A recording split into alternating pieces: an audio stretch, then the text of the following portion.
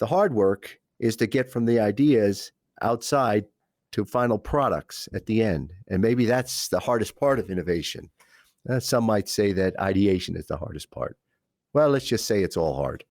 Welcome to Innovation Talks. Join us weekly as we discuss with distinguished industry guests how to refine and improve corporate innovation and new product development as businesses aim for long-term success. Hosted by Paul Heller, Sopheon CTO.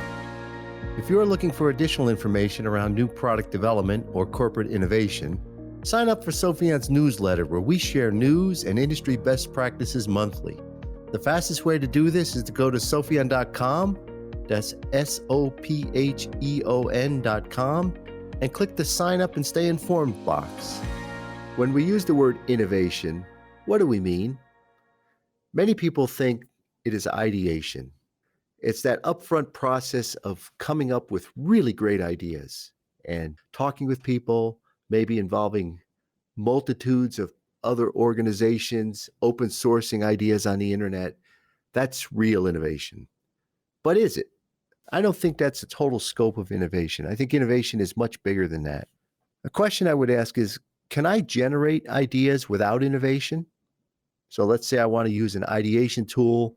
We're going to go out and run campaigns and socialize and generate a whole bunch of ideas. Is that innovation? Well, I can have an idea without innovation. Yeah, I got plenty of ideas, but then they'll go nowhere. Without the rest of innovation, these ideas are just ideas.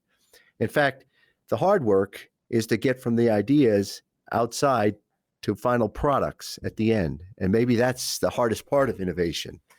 Some might say that ideation is the hardest part. Well, let's just say it's all hard. So let's flip it the other way. Can I have innovation without an idea? Well, probably not. I think you probably have to have some idea. Somewhere you got an idea to do something. The innovation might be a new product. It might be an improved manufacturing process. It might be a new partner that you're going to sign up. Those are all innovation that are non-product related, many of them. But there was some kind of idea there. But in that case, maybe I have innovation without a formalized ideation process. So we didn't have formal campaigns. We didn't go seek and solicit ideas, but somebody had an idea. We thought it was a good idea, or they thought it was a good idea, and we did something with it, or they did something with it. Either way, it didn't have a formal process, and it was and can be certainly considered innovation. So let's just talk about, I would phrase three different buckets of innovation. The first one I'll call ideation. And ideation is really about coming up with the ideas, maybe even doing some concept development to sort of sketch out those ideas or somehow understand, well, what does that idea really mean? Maybe it includes going out and doing a mock-up and asking people what they think, understanding, can this idea really be built? Is it practical? Those are all part of the concept development part of ideation.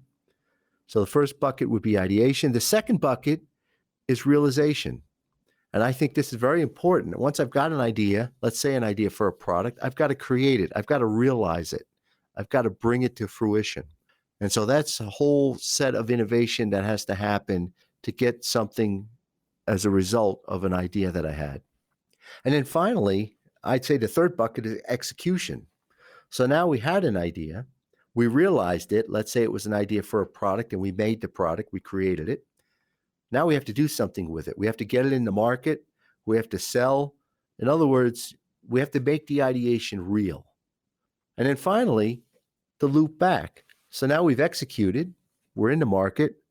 That should generate new ideas. And so ideation is only the start of innovation.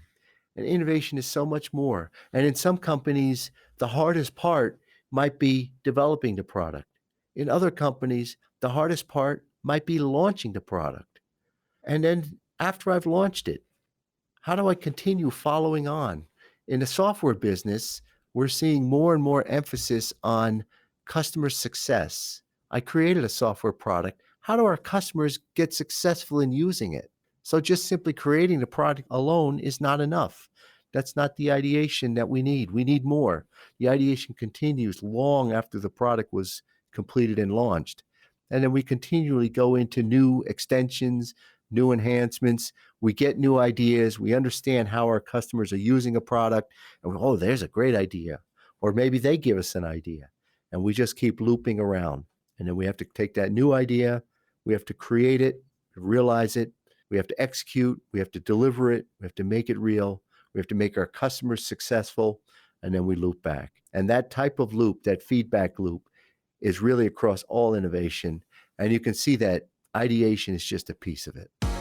Thanks for joining us this week for Innovation Talks with Paul Heller. For additional information on today's topic, check out sopheon.com, SOPHEON.com, where you will find plenty of innovation-centric content and corporate best practices.